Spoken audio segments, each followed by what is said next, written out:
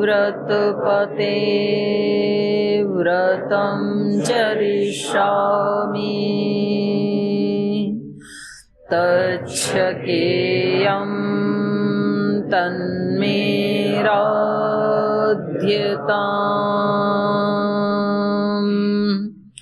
इदमहमनृतात् सत्यमुपैमि ॐ सहना भवतु सहनौ भुनक्तु सह वीर्यं करवावहै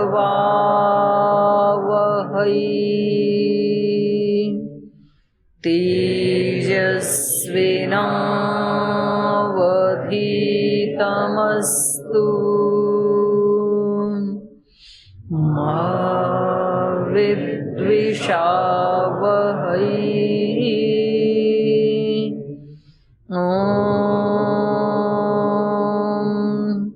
शांति शांति शांति।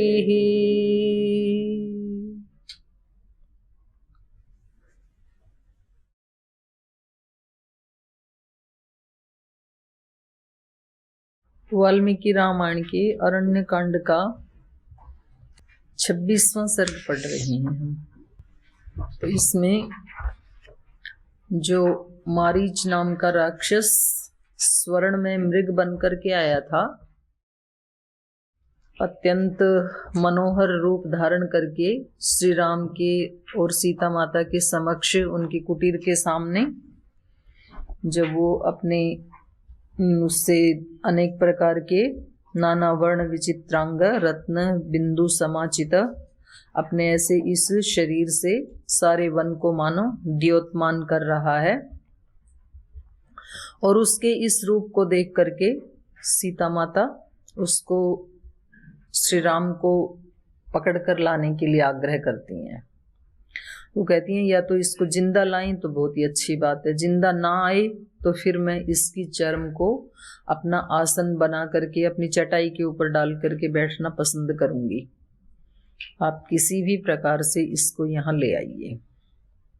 तो ऐसे माता सीता के वचन सुन करके श्री राम भी उसके रूप से लोभ युक्त हो जाते हैं और प्रसन्न होकर के अपने भाई को बताते हैं कि आप यहाँ इनकी रक्षा करना और मैं इसको पकड़ करके लाता हूँ। तो ये तो हो गया पूरा। अभी 27वां सर्ग पढ़ रहे हैं। तो वो जो है सिंह श्री राम उसका पीछा कर रहे हैं और वो कभी दौड़ते हुए छिप जाता है, कभी बाहर आता है। तो ऐसे श्री राम को अपने पीछे दौड़ाते हुए काफी दूर पहुंच गया, और उसके इस आचरण से फिर श्री राम समझ जाते हैं कि ये कोई मृग नहीं है, ये जरूर कोई छल कर रहा है, कोई मायावी शक्ति, कोई असुर है ये। तो अब तो ये इसको मारने के लिए दृढ़ निश्चय कर लेते हैं। आसीत क्रुद्धस्तु काकुत्स्थ विवशस्तेन मोहितः ततो रामो महातेजास्तं हन्तुम कृत निश्चय। कोपित हो जाते हैं और इसको मारने का दृढ़ निश्चय कर लेते हैं। तो यहां तक हुआ था ना? हाँ, 11 तक। अच्छा, हाँ। तो श्री राम ने जब उसको बाण मारा तो वो सप्राप्त कालमाज्ञे चकार च ततस्वरम सदृशम राघवस्यैव हा सीते हा लक्ष्मणेति। हाँ, उसने श्री राम और इसके लक्ष्मण श्री राम की आवाज में हा सीते हा लक्ष्मण ऐसे आवाज निकाली, ऐसा स्वर निकाला। तो ये बात चल रही थी ना, आज जो AI कर रहा है वो तो रामायण काल से ही चल रहा है। तो यहाँ तक हो गया था। तो पीछे के पार्ट से कोई प्रश्न है किसी का, कुछ पूछना है? बोलिए। ओम दीदी जी प्रणाम।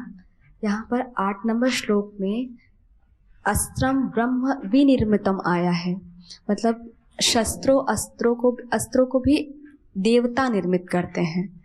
तो शस्त्र और शास्त्र ये दोनों हमारी परंपरा में साथ साथ चलते हैं। और क्या, और दोनों को ही जो उस विद्या में निपुण है वो व्यक्ति विनिर्मित करते हैं। शास्त्रों का भी निर्माण ऋषि ही करते हैं, माने जो उस विद्या में निपुण है, और शस्त्रों का भी वही करते हैं। और शस्त्र और शास्त्र ये तो हमारे सारे देवी देवताओं के चित्र हैं, वो भी इस बात के साक्षी हैं। सबके हाथ में कोई ना कोई आयुध है ही। तो शस्त्र और शास्त्र, उनमें ज्ञान भी है।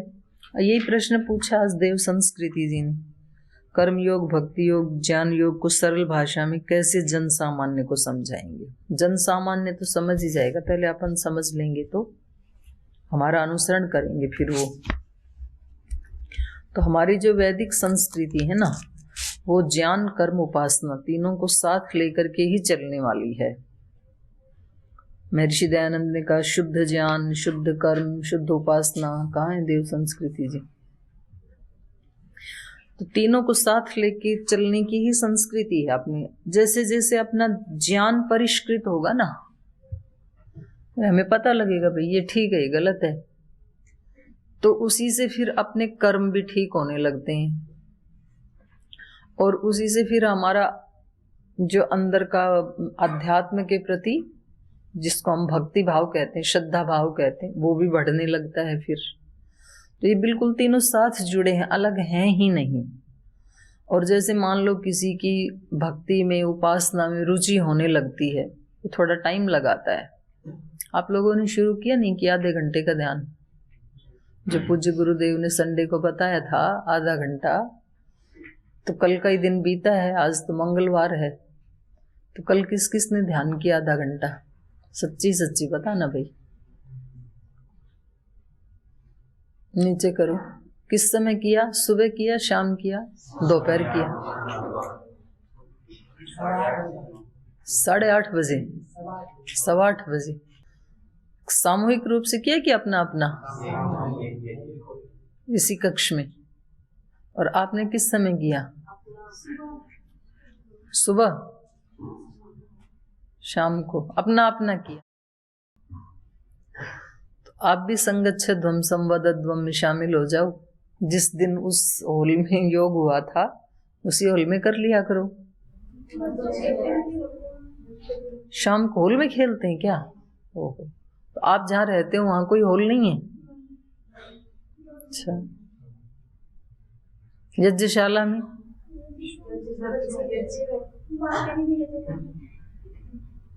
बालकोनी में यज्ञ करते हो आप लोग? अच्छा, चलो बात करेंगे आपसे। तो महाराज जी ने ये कहा था सामूहिक रूप से किया करो, उसमें फिर एक दूसरे का बल भी मिलता है ना। कभी किसी दिन किसी को नींद आ रही हो, आलस से आ रहा हो, तो फिर वो दूसरे को देख के करेगा, वो भी एक दूसरे को अपनी पॉजिटिव वाइब्रेशंस देते हुए, हेल्प करते हुए, भगवान जी मेरे पास इतनी पॉजिटिव वाइब्रेशंस आए, मैं दूसरे को भी दे सकूं, ऐसे ऐसे भाव करके साथ साथ करना चाहिए। तो जैसे ही हम उपासना आदि करना शुरू करते हैं तो फिर हमारा ज्ञान भी स्थिर होने लगता है। नए नए आइडियाज, नई नई ऊहा वो अपने अंदर से आने लगते हैं। तो ये जितने अपन शास्त्र पढ़ रहे हैं, ये उन ऋषियों की ऊहा ही तो है। जो शास्त्र हम पढ़ रहे हैं अभी, रामायण, तो ये महर्षि वाल्मीकि जी के अंदर से जो ज्ञान प्रकट हुआ वो ही तो पढ़ रहे हैं। उन्होंने बोला, उनके शिष्यों ने लिपिबद्ध कर दिया, वो शास्त्र बन गया हमारे लिए। और फिर वैसे ही अपने कर्म होने लगते हैं। या फिर कोई व्यक्ति शुद्ध कर्म करने लगे, मैं भक्ति भी नहीं जानता, ज्ञान भी नहीं है मेरे पास, पर सुबह से शाम तक जो कर्म करूंगा ना उसमें मेरा अपना कोई स्वार्थ नहीं सोचूंगा, उसमें दूसरे का भलाई हो, हित हो, दूसरे को प्रसन्नता मिले। तो कुछ लोगों ने ऐसे किया कि रोगियों की सेवा करना शुरू कर दिया, अनाथों की सेवा करना शुरू कर दिया, गाय की सेवा करना शुरू किया या दूसरे किसी प्राणी की। तो वो हो गया शुद्ध कर्म। शुद्ध कर्म होते ही उसमें भक्ति अपने आप आ जाएगी और ज्ञान भी आने लगता है। मैं किसी की निस्वार्थ भाव से सेवा करूं, ये अपने आप में बहुत बड़ा ज्ञान है। तो अच्छी बात है हम शास्त्रों को स्मरण करें और उनकी रक्षा तो क्या करेंगे, वो आचार्य जी वाली बात है, वो हमारी रक्षा करते हैं, लेकिन बड़ी बात है उनको जीने वाली। क्योंकि देखो शब्द से पूरा उद्धार नहीं होगा, शब्द से उतना ही उद्धार होगा जितनी शब्द की सामर्थ्य है। नारद सनत कुमार का जो संवाद है, तो शब्दों की अपनी, जैसे मान लीजिए गो शब्द है, तो गो शब्द की सीमा वहां तक ही है जब तक आप गौशाला में नहीं पहुंचे। जैसे आप गाय के पास पहुंचे, बस उस शब्द की सीमा वहीं तक थी, वो शब्द फिर खत्म, उसकी शक्ति समाप्त वहां तक ही थी। उसको जनाने के लिए, उस पदार्थ को परिचय करवाने के लिए ही गो शब्द था। तो ये तो मील के पत्थर की तरह से ही होते हैं शब्द। तो शब्दों से तो कभी किसी में परिवर्तन आता नहीं है, और शब्द के अर्थ का थोड़ा भी अभ्यास कोई करता है तो परिवर्तन सुनिश्चित रूप से आता है। शब्दों के साथ जब हमारे भाव जुड़ेंगे हृदय के, तो उसमें फिर बल आने लगता है। तो केवल शब्दों से परिवर्तन कभी भी नहीं आता है, ना खुद के जीवन में आता है, ना बाहर के जीवन में आता है, ना हम उन शब्दों के असली अर्थ को समझ पाते हैं, ना दूसरे को समझा पाते हैं। पर अभ्यास ऐसी चीज है। कल ही सुबह सुबह के शिविर में पूज्य गुरुदेव एक उसकी भाई को खड़ा करके पूछ रहे थे ना, बाइक की रिपेयर करने वाला, उसने ज्यादा शास्त्र तो पढ़े नहीं आप लोगों की तरह, बेचारे को अवसर भी नहीं मिला, सुबह से शाम तक बाइक रिपेयर करता है। एक शब्द याद कर लिया, न मरिष्यति न मरिष्यति, बस एक शब्द भी जो महाभाष्य में आया है ना, एक है शब्द सम्यक ज्ञातः सुप्रयुक्तः स्वर्गे लोके काम दुख भवति, इष्ट काम दुख भवति। एक ही शब्द पकड़ा उसने, नहीं मरेगा नहीं मरेगा, बस। अब गुरु के एक शब्द ने उस व्यक्ति को नया जीवन दे दिया, तो उसके जीवन का तो कल्याण हो गया। ये ज्ञान है, क्योंकि उसने आचरण में लाया उसको, एक शब्द के अर्थ को। और हमने कितने ग्रंथ के ग्रंथ पढ़ डाले, रट डाले, पर हमने उसका अभ्यास नहीं किया कि ये शब्द क्या कह रहे हैं। महाराज जी ने दैवी संपद बच्चों को, बड़ों को रटवा रटवा करके पूरे देश को रटवा दी। अभयम सत्व संशुद्धि, लेकिन सत्व संशुद्धि का टोपा भी नहीं आया। छोटी छोटी बातों के ऊपर झगड़ा करते हैं, तो सत्व संशुद्धि हुई कहाँ?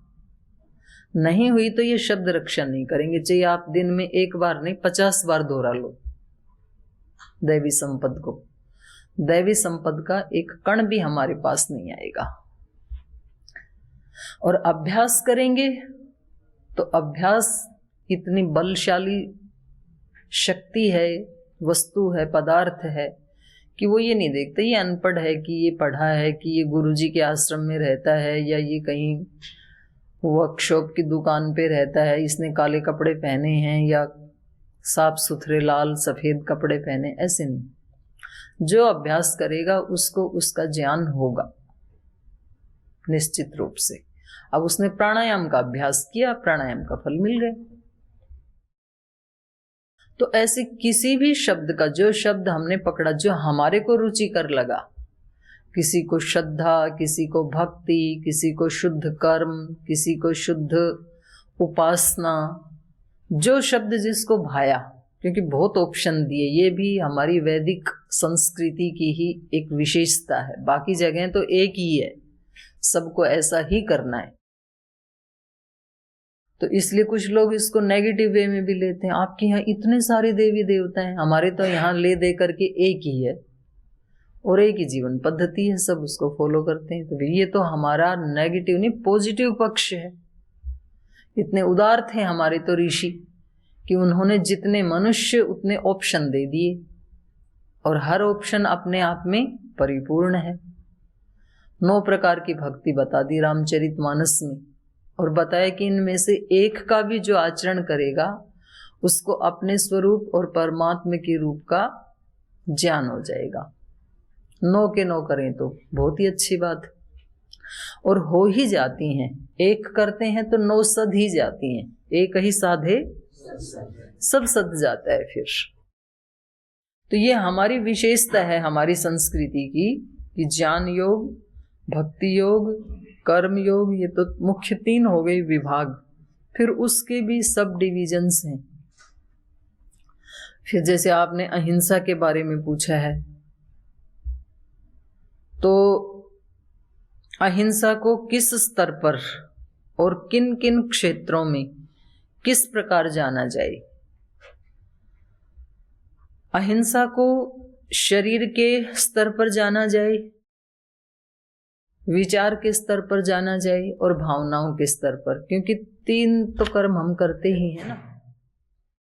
या तो शरीर के स्तर पे करते हैं हम, तो शरीर के स्तर पे भी फिर 3 बता दिए। कर्मेंद्रियों से करते हैं, वाक इंद्रिय से करते हैं, यद्यपि वो ज्ञानेंद्रिय में आती है लेकिन तो भी शरीर का स्तर माना जाएगा वो। तो हम फिजिकल शरीर से कुछ कर्म करते हैं, वाणी से करते हैं, फिर दूसरा मन से करते हैं, वो विचार के स्तर पे आ जाएगा। फिर तीसरा भावनाएं उठती रहती हैं हमारे चित्त में, ये सबसे ज्यादा महत्वपूर्ण। जैसे जैसे अंदर जाते हैं तो वो बहुत ज्यादा शक्तिशाली होता जाता है वो वाला पक्ष। जैसे आपने किसी को, किसी प्राणी को या किसी बच्चे को चांटा मार दिया ऐसे चलते चलते, तो ये स्थूल हिंसा है, लेकिन ये फिर भी लाइट है। लेकिन आपने विचार में किसी के प्रति कोई बुरा भाव सोचा, ये इस वाले चांटे मारे इससे ज्यादा ये खतरनाक है, भारी है, ये स्थूल है। और फिर भावनाओं में विद्वेष आ गया, ये उससे भी ज्यादा खतरनाक है हमारे लिए और दूसरे के लिए भी। वो ज्यादा पावरफुल होता जाता है, जितना जितना सूक्ष्म है वो उतना उतना विराट होता चला जाता है, अच्छा या बुरा स्वरूप। तो इन तीनों में से सबसे पहले वर्क करना चाहिए, पुरुषार्थ करना चाहिए भाव के ऊपर। सबसे पहले भाव को परिशुद्ध करना है। भावना बुरी नहीं होनी चाहिए, भावना बुरी नहीं है, फिर यदि आपने किसी को चाटा भी मार दिया ना तो उसका बुरा फल नहीं मिलेगा। जैसे माँ की भावना अच्छी है, फिर बच्चे को कभी कभी पीट देती है तो भी माँ को उसका बुरा फल नहीं मिलेगा। माता यशोदा ने भगवान कृष्ण को उंगल से बांध दिया, भाव बुरा नहीं था, लेकिन दंड तो मिलना था उनको भी। रोज रोज चोरी कर लेता था, रोज उल्हाने आते थे मोहल्ले भर से, तो एक दिन उन्होंने पकड़ के बांध ही दिया, बोले आज कहीं नहीं जाएगा, यहीं रहे बस। लेकिन भाव तो ममता का ही था, करुणा का ही था। ये था कि भाई इसको चोरी की आदत लग गई, ये छुड़ानी है इसकी। तो सबसे पहले अहिंसा उतरनी चाहिए भावनाओं में, वो कल्याण करती है। और फिर भावना के साथ ही जुड़ा है विचार का जगत। सूक्ष्म जगत यदि परिशुद्ध हो गया तो स्थूल फिर ऑटोमेटिक ही हो जाता है, और उसमें कहीं कोई छोटी मोटी त्रुटि हो भी जाए तो वो थोड़ा हल्का दुख देगी, ज्यादा दुख नहीं देगी। अंदर वाली ज्यादा दुख देती है। संबंध, कोई भी संबंध जो है ना वो शब्दों से नहीं चलते हैं, स्थूल फिजिकल बॉडी को लेकर के नहीं चलते हैं, और जो चलते हैं वो बहुत ही छिछले होते हैं वो संबंध। लेकिन जो हृदय को लेकर के जो संबंध बनते हैं वो बड़े स्ट्रांग होते हैं। अब आजकल लोग संबंध कैसे जोड़ते हैं? शब्दों को लेकर के। फेसबुक पे किसी ने शब्द लिखे, पोस्ट डाली, दूसरे ने पढ़ा, वो उसको लाइक करने लगा, कमेंट देने लगा, संबंध हो गया। और संबंध उधर से इधर से इसने कोई शब्द लिखा, उधर से दूसरे ने लिखा, और वो शब्दों में इतने आगे बढ़ गए कि संबंध जुड़ गए। और कभी तो ऐसा संबंध जुड़ा कि शादी कर ली उसी के ऊपर। या वाणी से कोई शब्द किसी ने किसी को बोला, कहीं अकेले में एकांत में केवल वाणी से शब्द बोला, और दूसरे ने उस शब्द को ही सुन करके उस व्यक्ति के साथ संबंध जोड़ लिया।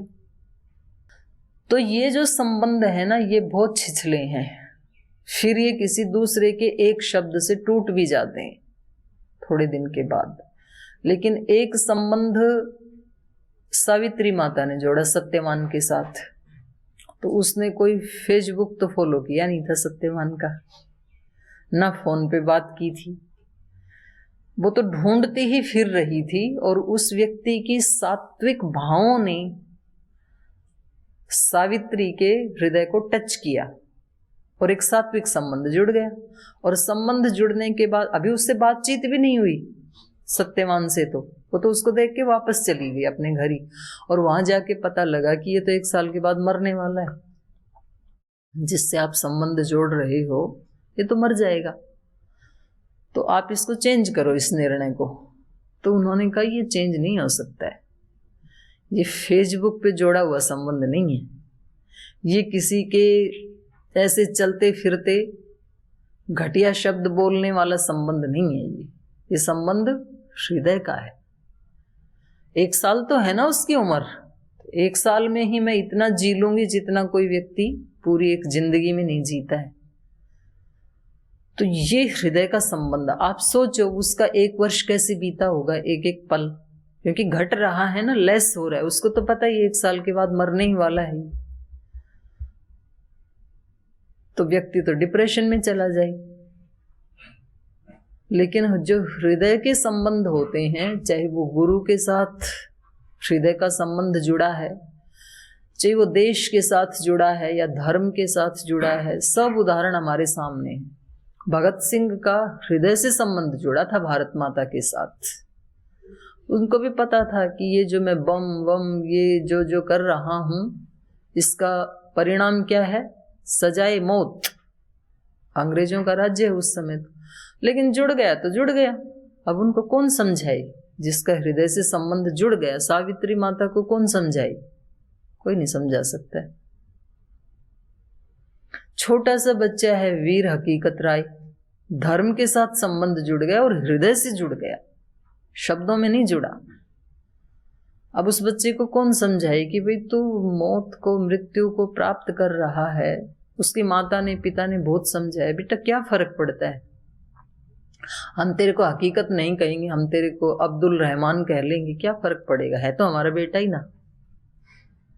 बोले माँ ये संबंध शरीर से नहीं जुड़ा, शरीर आज है कल नहीं रहेगा, लेकिन धर्म आज भी है और कल भी रहेगा। तो जब कोई व्यक्ति भगवान के साथ अपना संबंध हृदय से स्थापित कर लेता है, तो जितने भी भक्त हैं उनकी कहानी आप सुन लो। वो कोई बहुत ज्यादा रईस घर में तो पैदा नहीं हुए, लेकिन संबंध हृदय से जुड़ गया, तो उस संबंध को फिर कोई तोड़ नहीं सकता है कैसी भी मुसीबत में। और वो व्यक्ति कभी पीछे कदम नहीं हटा सकता है। शब्दों वाले संबंध तुरंत पलटी मार जाते हैं, पीछे हटा लेते हैं। और यहां पर आ गए, सन्यास ले लिया, गुरुजी से संबंध जोड़ लिया, और फिर जैसे ही कोई प्रतिकूलता आई फिर यहां से भाग गए। तो फिर पूछे भाई आप आए थे, आप तो कह रहे थे सन्यास के मार्ग पर चलेंगे, देश धर्म का काम करेंगे, तो फिर अब क्यों जा रहे हो। बोल जी मुझे ये नहीं पता था 4 बजे उठना पड़ेगा। बोल कोई बात नहीं, थोड़े दिन में आदत पड़ जाएगी। बोल नहीं जी एक्चुअली मैं अपने उससे आया ही नहीं, मुझे तो एक योग शिक्षक ने भेज दिया था, मुझे तो एक पड़ोसी ने भेज दिया था। तो वो ब्लेम फिर किस पे करते हैं, दूसरे पे, क्योंकि ये निर्णय इस व्यक्ति का था ही नहीं। दूसरों से पतंजलि की प्रशंसा सुनी, सन्यास की बड़ी बड़ी कल्पनाएं सुनी, क्या क्या मिलेगा, आ गया।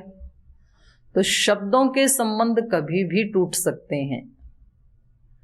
तो देव संस्कृति जी ने प्रश्न पूछा है कि हम किस किस क्षेत्र पे अहिंसा का पालन करें। तो इसका उत्तर है सबसे पहले अहिंसा का अभ्यास करें भावनाओं के स्तर पे, हृदय के स्तर पे, फिर करें विचार के स्तर पे, फिर कर्म में अपने आप आ ही जाएगा। और जो दूसरा आपका प्रश्न था ज्ञान कर्म उपासना वाला, तो वो अलग अलग नहीं है, वो एक ही हैं। तो जन सामान्य को आपको बताना हो तो आप ये बता सकते हैं कि तीनों में से कहीं भी किसी की रुचि है, कर्म करने में है, तो वो अपने कर्मों को परिशुद्ध करने का अभ्यास करे। और भक्ति में रुचि है तो उसको विशुद्ध भक्ति बनाने का अभ्यास करे फिर, क्योंकि भक्ति में भी छल कपट होते हैं, इसलिए तुलसीदास जी को कहना पड़ा